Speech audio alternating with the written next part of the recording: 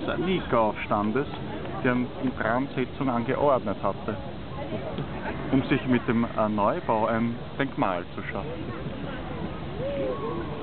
Denn es ist erstaunlich, dass Justinian bereits einen Monat später die Pläne für die Kirche bereithielt, die nach seinen Worten alle Bauten des Altertums in den Schatten stellen und zugleich die größte Kirche der Christenheit werden sollte.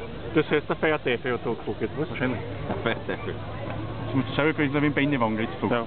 Das muss ein Fremder sein. Beim Huberbauen, das ganze Stall sauber und alles Schutt und Rauschen. Das war sie dann auch für knapp 1000 Jahre, bis sie von der Peterskirche in Röhm abgelöst wurde. Die Bauzeit betrug bescheidene 5 Jahre, über 100 Baumeister und mehr als 10.000 Arbeiter waren beteiligt. Arbeiter, ja. 20 Jahre nach der Einweihung stürzte die Hauptkuppel bei einem Erdbeben ein. Viele Legenden verlangen das Datum für einen späteren verlegen das Datum auf einen späteren Zeitpunkt, da der Sturz eines vollendeten Bauwerks unter einem vollendeten Kaiser für unmöglich galt.